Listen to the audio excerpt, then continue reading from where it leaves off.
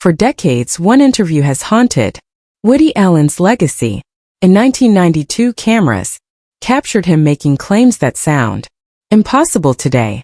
He talked about death. Threats showed disturbing evidence and used one phrase over and over. But something about his calm tone while discussing such serious accusations felt wrong. The interview was supposed to clear his name. Instead, it raised more questions than answers. The true story of what he did to her daughter is far darker than anyone imagined. Woody Allen was born Alan Stewart Koigber on November 30, 1935, and grew up in Brooklyn's Midwood neighborhood.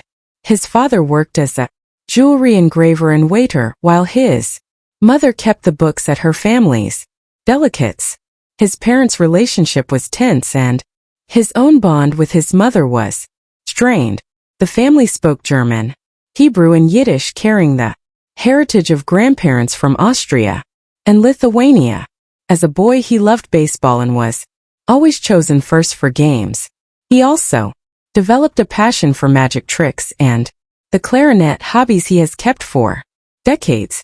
At 15, while still at Midwood High School, he was earning $200 a week, writing jokes for newspaper columnists like Earl Wilson and Ed Sullivan.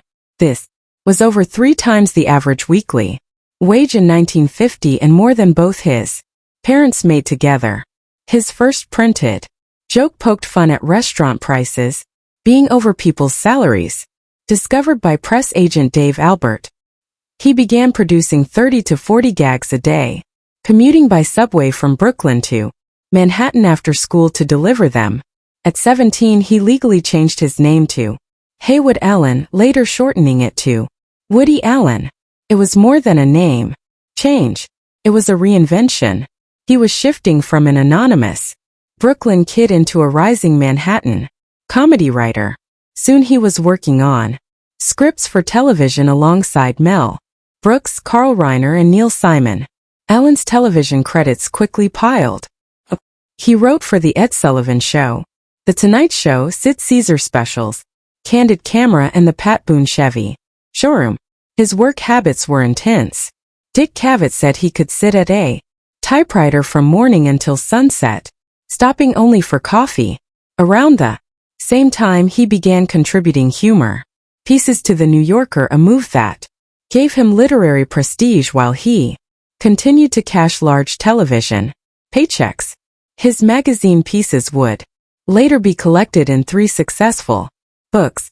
In 1960, Woody Allen walked away from a steady $1,500 a week job as a television writer and stepped onto the small stage at the Duplex Club in Greenwich Village. Shelley Berman introduced him that night as a young writer performing his own material. Instead of the usual punchline-heavy act, Allen delivered rambling monologues that sounded like nervous confessions. They were drawn from his own anxieties, awkward romances, and self-conscious intellectual habits. The approach felt fresh even if some television hosts found it too urbane for middle America. Dick Cavett gave him one of his most comfortable TV platforms because they shared the same quick wit and background.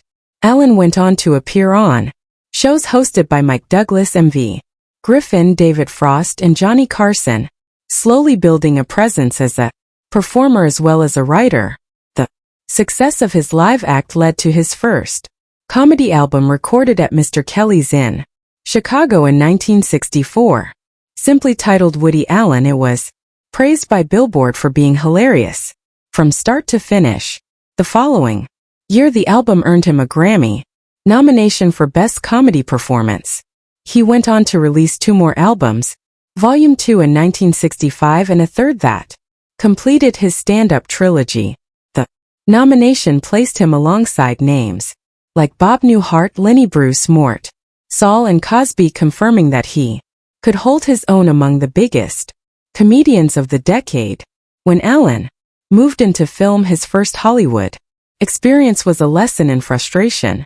He wrote the script for What's New, Pussycat, which was meant for Warren Beatty, but casting changes and constant rewrites by Peter Al Petersers, and the director turned it into something Completely Different, filmed in Paris and French Chateau between October 1964 and January 1965, the chaotic sex farce bore little resemblance to his original vision. Allen played a strip club dresser who earned 20 francs a week and complained it was all he could afford. The movie grossed $18.8 million domestically, ranking 10th for the year. But the experience convinced him never to let someone else direct his scripts again. That promise shaped his directorial debut in 1969 with Take the Money and Run, a low-budget mockumentary about a hopelessly incompetent bank robber named Virgil Starkwell. One of its most memorable moments came when Virgil carved a bar of soap into the shape of a gun, painted it with shoe polish, and watched it melt in the rain during his escape. Filmed partly in San Quentin State Prison, it earned him Golden Laurel nominations for Male Comedy Performance and Male New Face.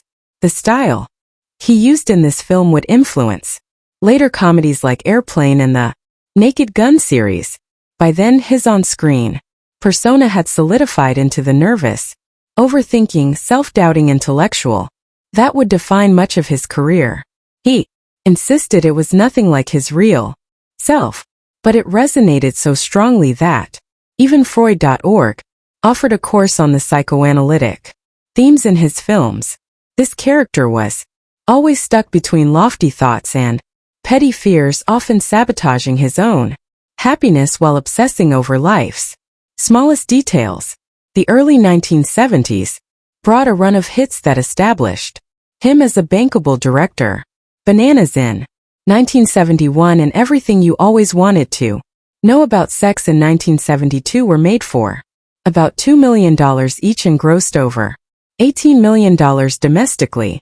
The latter briefly knocked Deliverance from its 7-week hold at number 1. Time magazine put him on its cover, and Diane Keaton starred in films that dominated the box office for 12 consecutive weeks. Not everyone approved. David Rubin, who wrote the original book, called the film a sexual tragedy and disliked its approach. In 1973, Sleeper marked